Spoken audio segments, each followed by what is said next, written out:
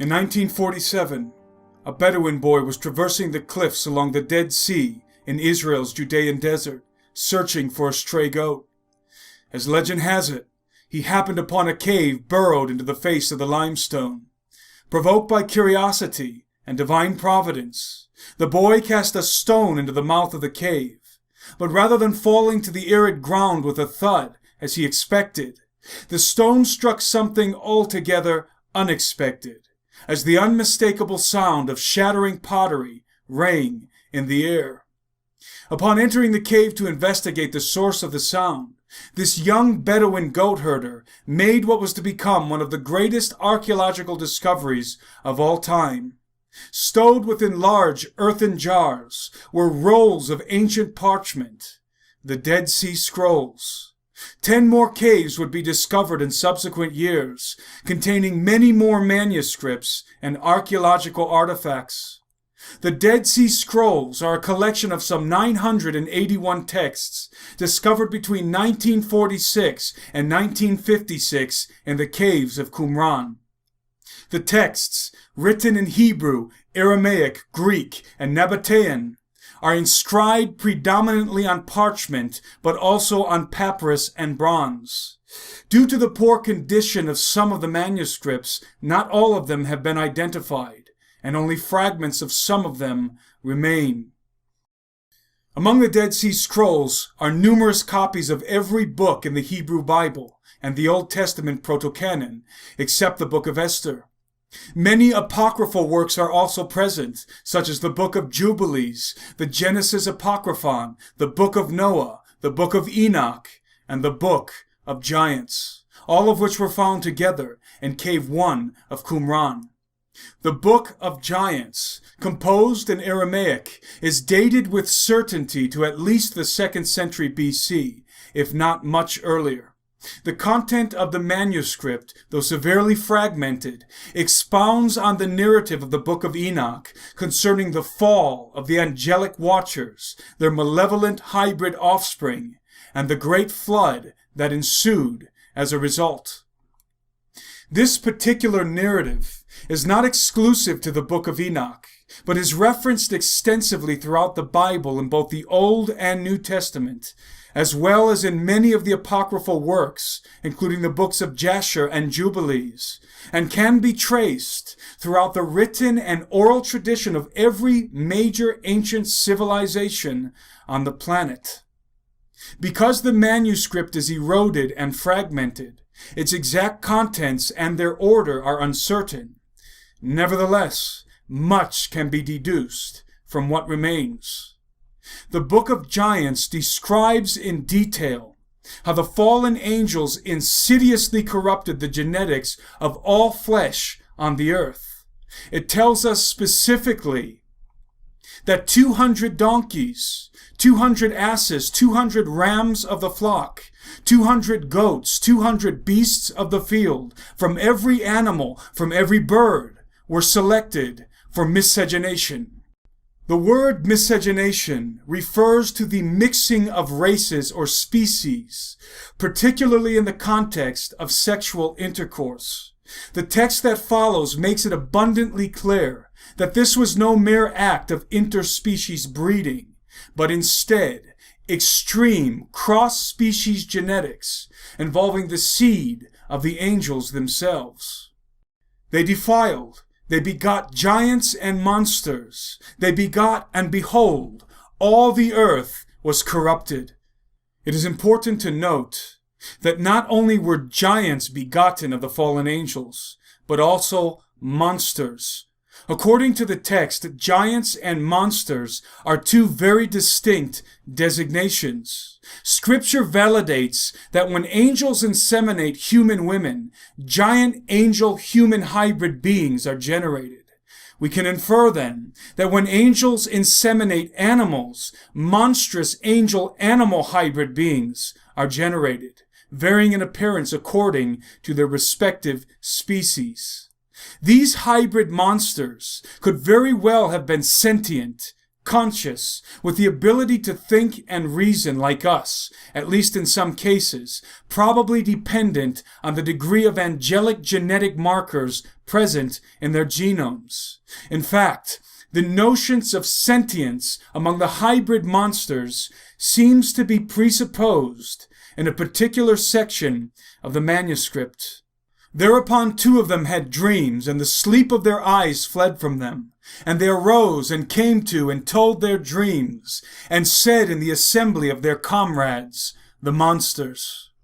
This text assumes that at least some of the monsters were sentient, because they could hear and understand the words of their comrades, the giants, and presumably speak in their language. Although these monsters were in a sense the stepbrothers of the giants, having the same fathers, they seemed to be of an inferior caste.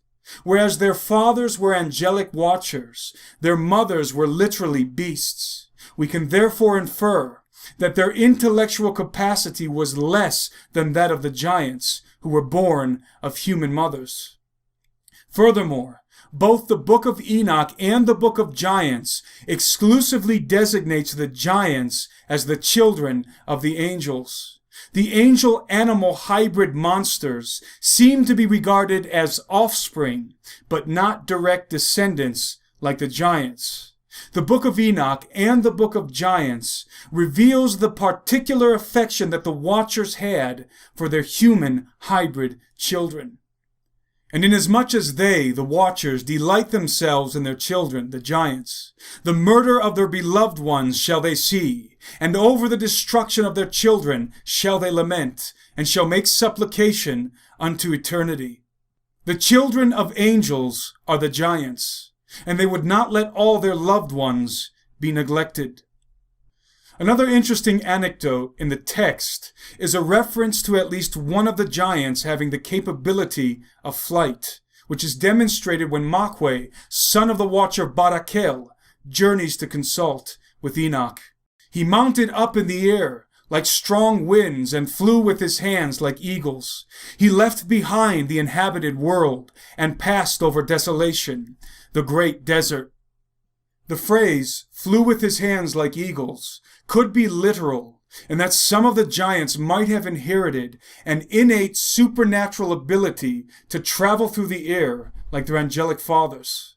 Alternatively, it might be an allegorical reference to a technology not understood by the writer. This kind of rhetorical device is common when uneducated minds attempt to describe advanced technological concepts such as aeronautics and aerospace craft. The Book of Enoch emphasizes the fact that the Watchers taught their hybrid children the secrets of heaven, which included what we would call advanced physics, mathematics, chemistry, astrology, etc. Hence, the idea that the giants would be capable of manufacturing and operating advanced technology is certainly supported in the narrative. The primary theme and bulk of the content from the Book of Giants concerns a series of ominous dreams and visions that were troubling the Titan sons of the Watchers, portents of imminent judgment. Machwe reports the first of these dreams to his fellow giants. He sees a tablet inscribed with many names being immersed in water. When it emerges, all but 3 names have been washed away. The dream evidently symbolizes the destruction of all but Noah and his 2 sons in the Great Flood. The following is a brief summary of the story recounted in the Book of Giants, based on the legible fragments that have been reconstructed, and supplemented by the Book of the Watchers in 1 Enoch. 200 angelic beings called Watchers made a pact to defy God, and descended to the earth in the days of Jared.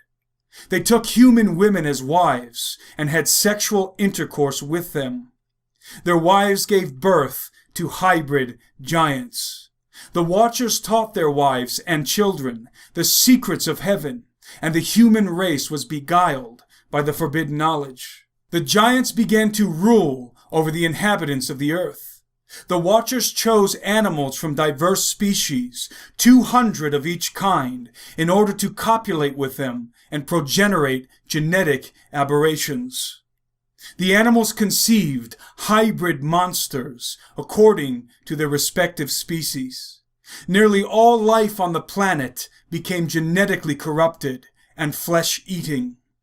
The giants and the monsters terrorized the earth and devoured the human race.